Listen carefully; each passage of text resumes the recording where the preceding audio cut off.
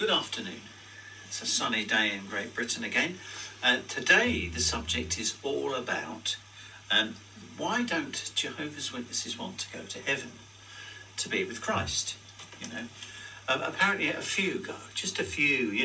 Millions don't. They seem to want to be on earth of all places. This hope of an earthly life in a land flowing with milk and honey. Then, if you look into the Revelation, in any Bible version, in Revelation 7 and 14, it talks about 144,000.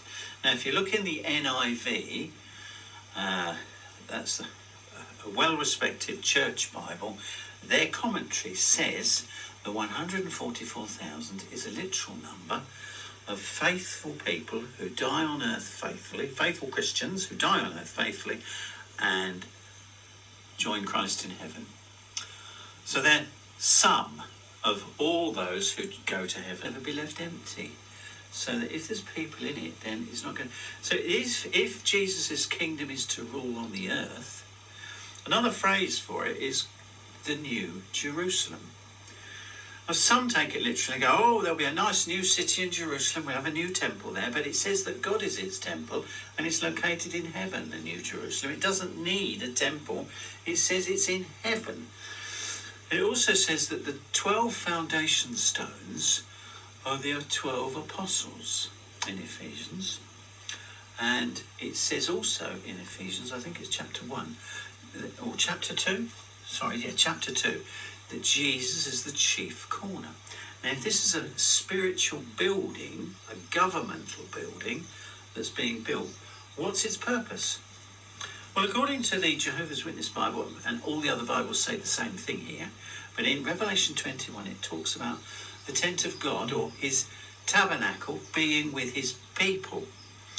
It says it comes down out of heaven, the New Jerusalem, it says, comes down out of heaven, not like a spaceship, but its rulership comes down from heaven.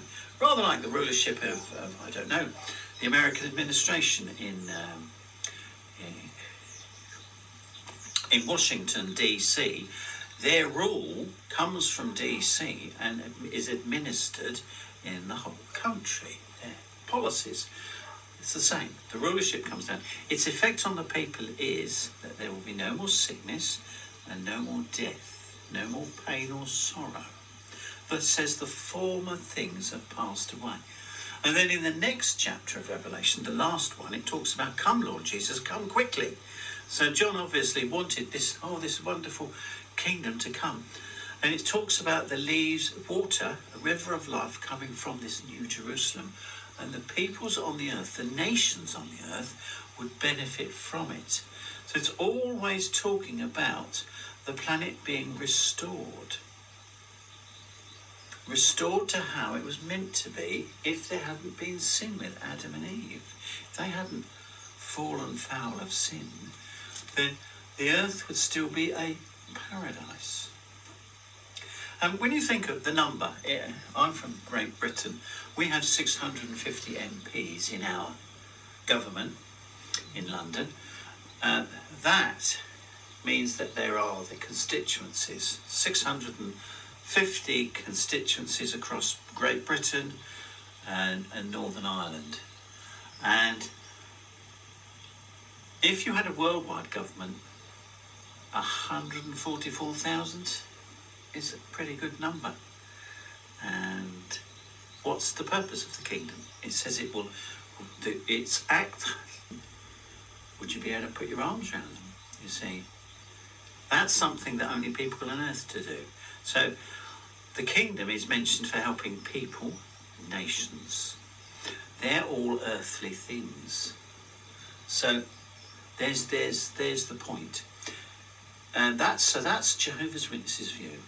They don't think that everybody goes to heaven because they only think that some are going to heaven specifically to be a bride of Christ and to help him administer his governmental authority in his kingdom that we pray for to come on earth as it is in heaven. And they will restore the planet. And that's why Jehovah's Witnesses hold the view that the vast majority are subjects of the kingdom. They've kind of put in their spiritual vote. Well, incidentally, they